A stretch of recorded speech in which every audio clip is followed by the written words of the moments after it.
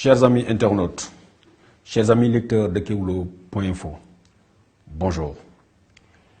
Après avoir crié haro sur les chiens de guerre dans un précédent article, il y a quelques jours, nous avons aussi attiré l'attention de l'opinion sur le temps des charognards. La dernière actualité, c'est la sortie de Cheikh Yérim Seck, un journaliste que tout le monde avait commencé à oublier. Suite à sa chronique consacrée à la Casamance, nous avons décidé de commettre une énième chronique. Et cette fois-ci, elle s'appelle Cheikh Yérim Seck, le dernier des imbéciles. L'adage populaire voudrait qu'on ne réponde pas aux imbéciles pour ne pas les rendre intelligents.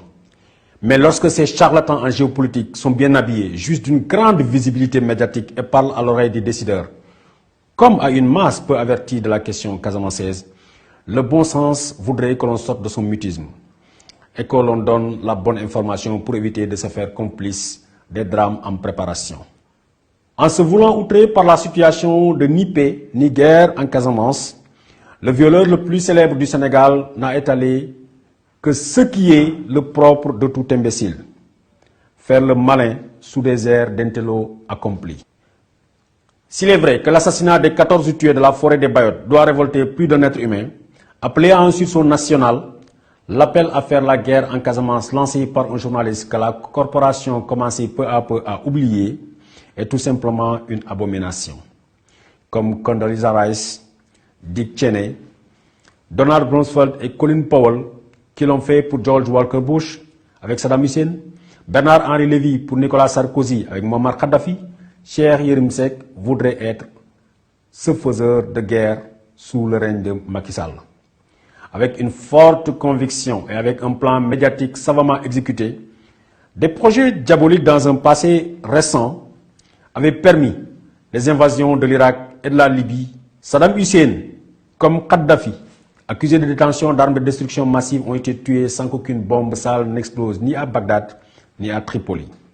Et les terroristes que l'humanité était censée aller y détruire ne se sont jamais aussi bien portés, au point de contrôler des pans entiers de plusieurs États souverains. L'État islamique d'Abou Bakr el-Baghdadi et ces hommes qui essaiment un peu partout en sont une parfaite illustration sur des territoires jadis pacifiques. En disant qu'il faut faire la guerre pour avoir la paix en Casamance, Cheikh Yérim Seck n'a fait que reprendre à quelques mots près les arguments répétés en 1981 par le jeune président sénégalais pour justifier une intervention militaire sénégalaise sur la Gambie et mettre en déroute les soudards de Kukoy Samba Sagnan, que même l'Angleterre a laissé prospérer. Abdou Diouf avait dit que le Sénégal devait intervenir pour empêcher la naissance d'un embryon de rébellion en Casamance. Daouda Kairaba Diawara est notre allié, c'est l'homme qu'il nous faut en Gambie, avait dit le président Abdou Diouf.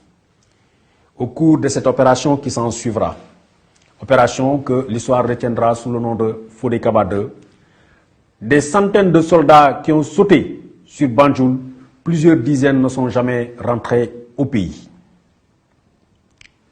Des dizaines de femmes sont devenues veuves, des dizaines d'enfants transformés en orphelins et obligés de quitter l'école faute de soutien.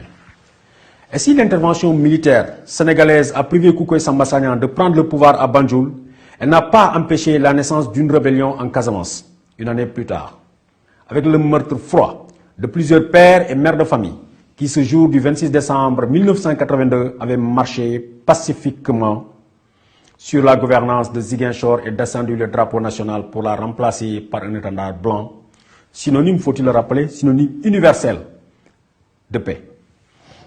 Contrairement à Cheikh Yérim Seck, personne ne m'a raconté ce qui s'est passé ce jour-là. Je suis un témoin vivant de cette bavure policière. Avec le recul, j'aimerais rendre un vibrant hommage à Thomas Sankara, l'ancien président burkinabé, lorsqu'il dit que les événements qui marquent la vie d'une nation emportent les meilleurs fils de ce pays. Mais ce sont les plus insignifiants de ces enfants qui les créent. Fin de citation. Un officier de police judiciaire que l'histoire ne retiendra certainement pas a donné l'ordre d'ouvrir le feu sur ces populations civiles, nous laissant le soin de payer les conséquences de ces actes ignobles 35 ans après. Et pour combien de temps encore? La guerre que Cheikh Yérim Seck appelle de tous ses voeux en Casamance est une abomination que l'on croyait appartenir au passé. Dire en cette année 2018 qu'il faut encore refaire la guerre en Casamance pour avoir la paix au Sénégal, c'est une insulte faite à toutes les familles endeuillées par cette crise qui n'a que trop duré.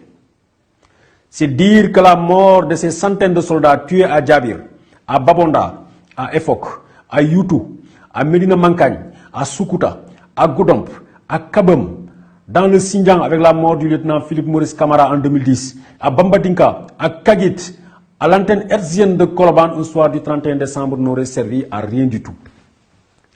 C'est dire aux familles que leurs enfants, que leurs pères qui ont donné leur vie pour sauver l'intégrité du territoire national sont morts pour rien. Et ça, Cheikh Yérim Seck, c'est la plus grosse insulte qu'on puisse faire à la mémoire de nos morts, de tous nos morts. C'est la pire offense aux morts qu'il m'a été donné l'occasion d'entendre sur terre. Redemander que d'autres fils du Sénégal aillent mourir en Casamance, c'est profaner la tombe de ces dignes fils du Sénégal qui aimeraient, à défaut d'être élevés au rang de héros nationaux, nous voir écrire sur leur tombe l'épitaphe funèbre « Mort pour la patrie ». Et non, ils sont morts dans une guerre insensée en Casamance. Et hop, au suivant. Mais, loin de lui être particulière, l'imbécilité qui caractérise Cheikh Yérim Seck est une tare congénitale qu'il partage avec de nombreux congénères. Silencieux, certes, parce que n'ayant pas de tribune où déverser leur puante frustration. Mais nombreux sont ceux-là qui pensent que toute la Casamance n'est peuplée que par des irrédentistes, des rebelles, des terroristes, des anthropophages, et qu'il faille bombarder toute la Casamance pour avoir la paix. Quelle imbécilité! Dans la Casamance qui m'a vu naître, il y a certes des révoltés qui ont rejoint les MFDC et qui, à défaut d'être entendus et écoutés, ne réclament rien d'autre que la partition du territoire national. Mais il y a des gens comme moi, qui sommes nés dans le Sénégal et qui voulons que la Casamance reste une région à part entière du territoire national. Des gens qui n'avons jamais été des plénipotentiaires du mouvement des forces démocratiques de Casamance et qui donnions tout droit au mouvement indépendantiste à parler en notre nom. Et nous nous sentons mal à l'aise quand des imbéciles heureux parlent de notre Casamance en faisant de terribles amalgames. La guerre, comme je vous l'avais dit tantôt dans une précédente tribune consacrée aux chiens de guerre, ne fait pas de distinction parmi ses victimes. Elle tue des enfants, des malades, des violeurs, même si je vous invite à ne pas suivre mon regard, des saints comme des assassins. Et c'est un secret de polichinelle que de dire que la guerre tue plus d'innocents que de protagonistes armés. Si nul ne sait le nombre de tués, d'estropiés et de traumatisés enregistrés depuis que cette stupide guerre a commencé en Casamance, tout Casamancé est à mesure de citer au moins 10 noms de proches et de connaissances qui ont été victimes de ce conflit. On a perdu trop de temps, énormément d'argent et d'énergie à se faire la guerre en Casamance. Alors que les urgences sont nombreuses dans ce pays, elles ont pour nom offre de formation, offre d'emploi et la garantie de sa pérennisation, la création d'hôpitaux fonctionnels avec des personnels bien payés, le maintien d'écoles performantes et des enseignants bien traités, la mise à disposition de transports partout, à moindre coût et l'assurance de la sécurité des personnes et de leurs biens sur toute l'étendue du territoire national. C'est cela, chères plumes éclairées de la République, qui coupera l'herbe sous les pieds d'indépendantistes, rendra leur disque de propagande obsolète et leur enlèvera tout argument de non-appartenance et tout un sentiment de non-appartenance à la communauté nationale. Et non, ces tonnes de bombes que Cheikh Yérim Seck voudrait voir déversées sur les forêts de Casamance. Aujourd'hui, la persistance de ce conflit, avec l'arrivée de combattants de plus en plus jeunes dans le maquis, alors que la plupart des protagonistes de cette crise ne sont plus, sinon de ce monde, aux affaires, est le signe de l'échec patent du mode de gestion de ce conflit. Osons-nous dire la vérité.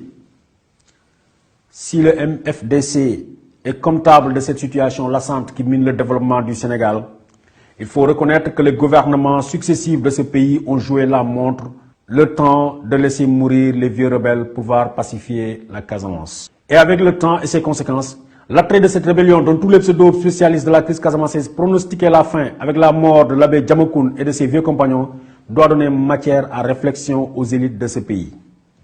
A-t-on vraiment tout tenté pour gagner la paix en Casamance? En ce qui me concerne, ma réponse est non. Oh, j'allais oublier. Koutiyom di koulinom, Kounyayom di kumpayom, Djibonket, Akambano me atamput.